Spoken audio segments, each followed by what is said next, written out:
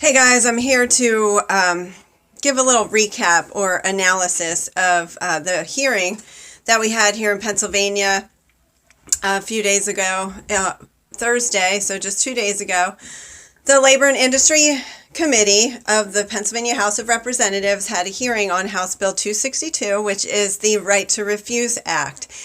And if you've been following us, you knew all about that. You saw it coming. Maybe you watched it with us.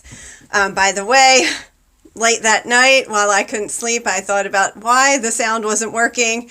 So I'll have that together better next time. But anyway, we do have the link posted where the replay is. And we sent out an email yesterday with just a short recap. Basically, the end result for now is that the committee did not vote on the bill. Sounds like it was merely just the start of the conversation that the committee will continue as they look into this issue further over the next coming month or so. So the news, I would say, is kind of neutral. It's not bad news that they didn't vote for it. It's actually just fine because it gives you a lot more time. Those of you who have not yet contacted any of the committee members or talked to your own representatives about this bill, you have time because session doesn't come back until next month. So this is a good time to educate and to get your calls in, get your emails out, and send your faxes on this issue to the legislature. But let me give you my analysis of what happened, because I know a lot of people were feeling really disappointed that we weren't better represented on the panel of experts that they chose. And I'll tell you why I think that is. First of all, this committee is not a committee that we have really worked with before, because normally vaccine-related issues are sent to the Health Committee, occasionally the Education Committee. So this is the Labor and Industry Committee, and this committee is not responsible for this issue from the perspective of health or medicine. So this isn't the right committee to make a public health decision. And so the experts that they chose were really focused on what is appropriate legislation regarding businesses and employees. And so you saw, employee unions represented and, attorneys, corporate attorneys, that sort of panel. Whereas had it been the health committee, you would see health experts, you would see, researchers and doctors, and the things that we're used to seeing when we've all probably watched hearings on bills in other states, and, our press conferences here, we always have our researchers and our doctors come in, and lawyers who are experienced in informed consent come in and talk from the public health perspective. So this is not the same kind of panel you're going to see at a Labor and Industry Committee. And I really think that that the reason Representative Cox declined using our experts is because he did not want this hearing to turn into a discussion about the efficacy of vaccines. Now, the unfortunate part of that is that all of the panelists seem to have this underlying agreement that everyone accepts the idea that vaccines are the only way forward for society.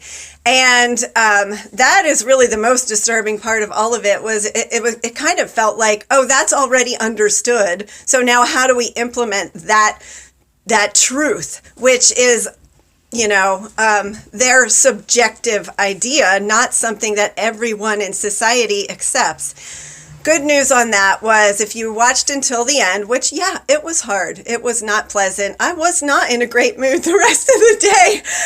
So I don't blame you if you turned it off. I know some people said I just couldn't stomach it. So I get it. So I'm here to save you that pain and tell you about it instead. But at the end, Representative Cox did say, we didn't even talk about natural immunity and people who already have antibodies. So yes, hooray. Thank you, Representative Cox.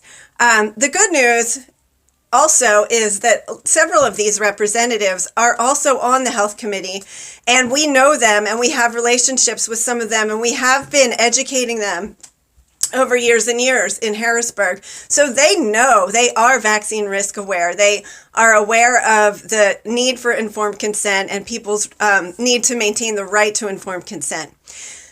It's kind of a sticky situation with this bill because it legislates over businesses. And so what you have here, it's an interesting dynamic because generally the Republican Party tends to not want to regulate businesses. They are also the party that tends to be more supportive of medical freedom. Then you have the Democratic Party, which tends to want to push regulations and also wants to push mandatory vaccines.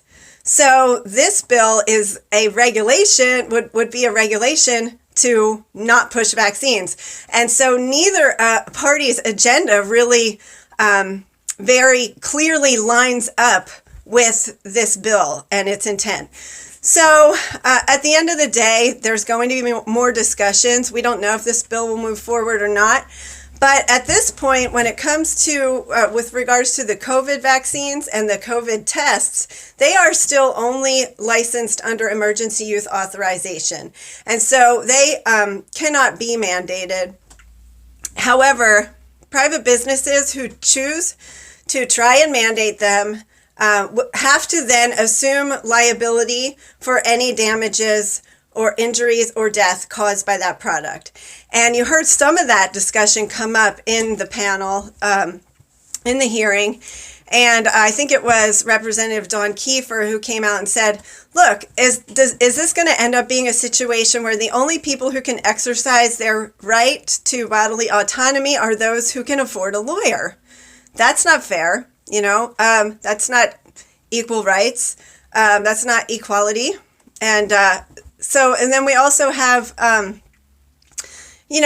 other problems that we're looking at where, is this going to be a workman's comp issue? And there's also this underlying kind of idea that a business could be liable if someone contracts COVID and dies or gets sick or injured as a result of contracting COVID at their place of business.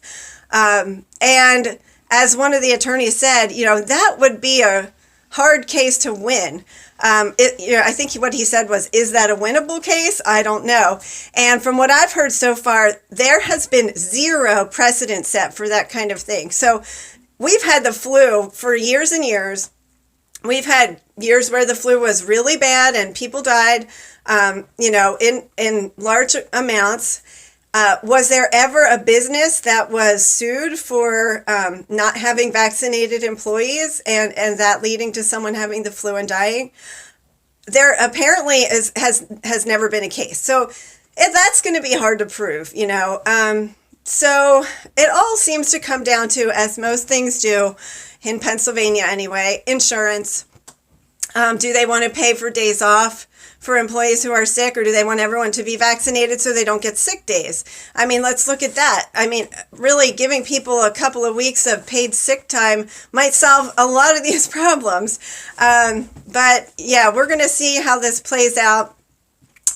It's going to be an interesting year, and I've said that from the beginning, that advocacy is going to have to move into other realms. Here we know that in Pennsylvania, even if this bill passed, it would need a supermajority to actually become enacted, because we know that our governor is not going to he's not going to vote yes on this bill. He is absolutely not in favor of people having any rights over their bodily autonomy.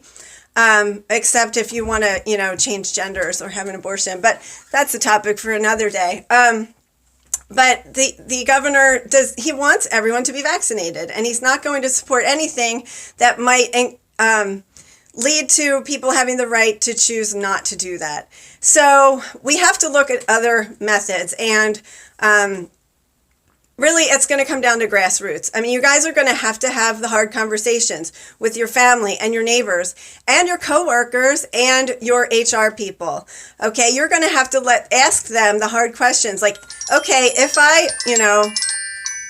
I'm injured, if I'm permanently injured from this vaccine, how much money are you going to supply for me and my family? Like, what's the payout? They need to be able to answer those questions before they can force you to do anything.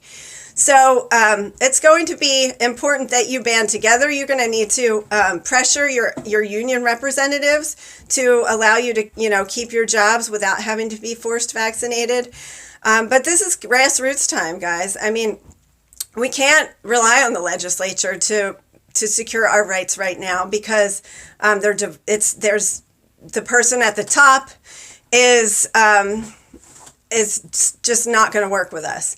So that being said, we have a referendum coming up at the midterm election in May 18th, I believe it is. I'll